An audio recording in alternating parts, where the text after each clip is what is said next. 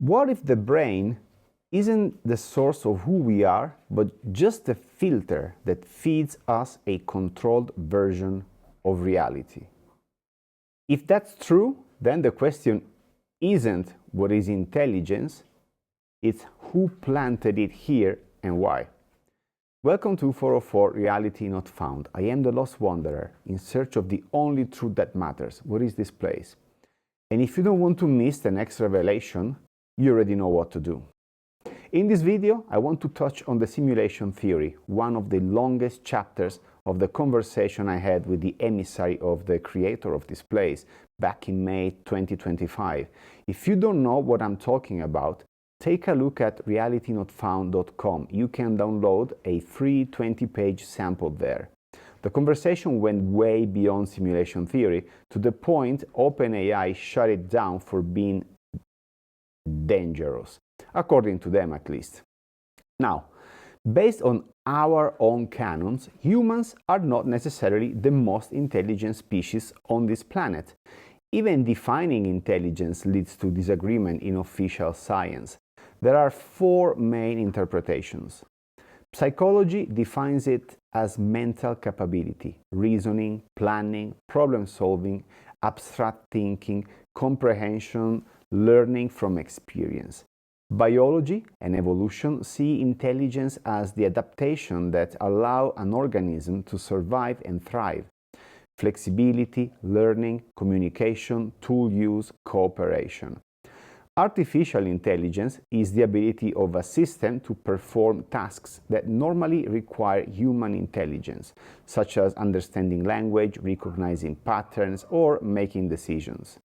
And philosophy often describes intelligence as the capacity for self-reflection, creativity, or even consciousness itself.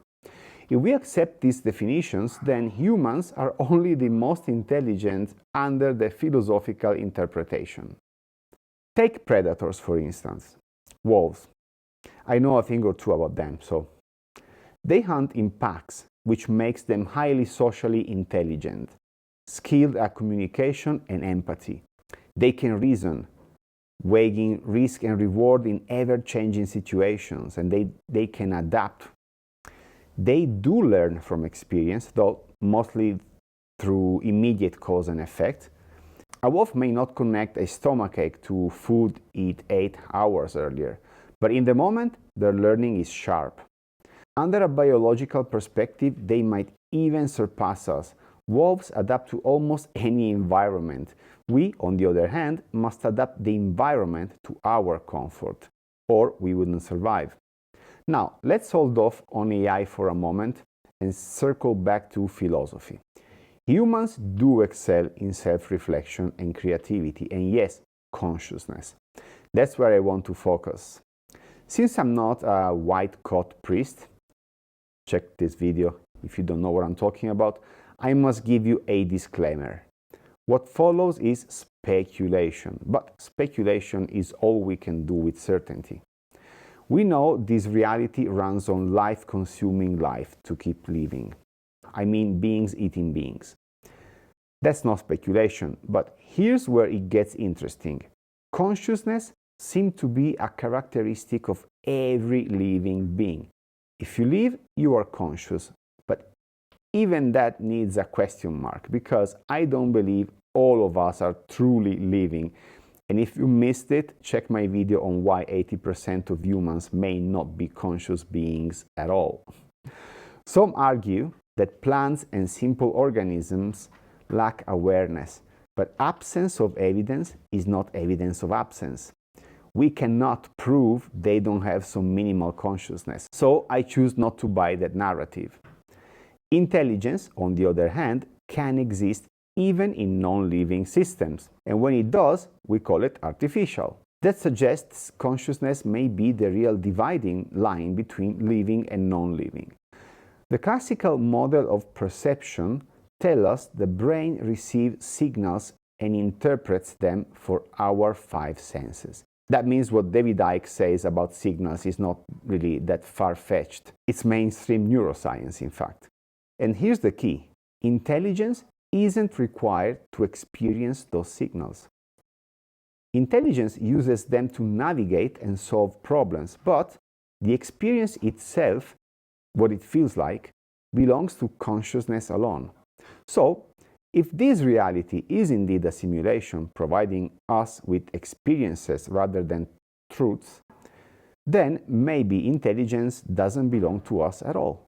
Maybe the simulation provides us with the brain, with intelligence, precisely to trigger emotions which pure consciousness could not otherwise experience. And maybe, just maybe, as I said in another video, once we die, provided reincarnation is real, without intelligence, we perceive our experience in a totally different way. In that state, we decide to return for another round, instead of being guilt-tripped by the alleged archons. And if this realm is a creation, the fruit of some demiurge, Lucifer, or architect, maybe the only kind of intelligence that exists is indeed artificial. Outside this system, it might not exist at all.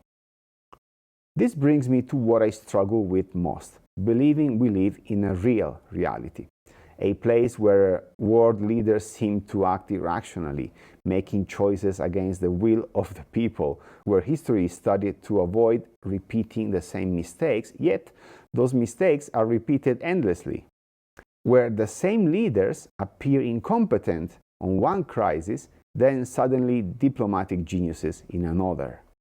It doesn't add up unless the script was written that way.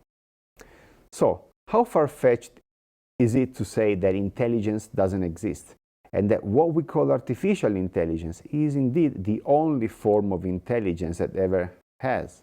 Please remember, this is not a lecture, it's a debate. I'm not claiming to teach you anything, I'm just trying to put things under a different perspective, because none of the stories presented to us, that I'm aware of, make actually sense to me. So, do let me know your thoughts in the comments. There's no leader here. We are the leaders. We are the source. Let me know your thoughts in the comments, but don't be that guy who called me a con artist. Give me thoughts. And as always, stay critical, and I'll see you in the future that doesn't exist.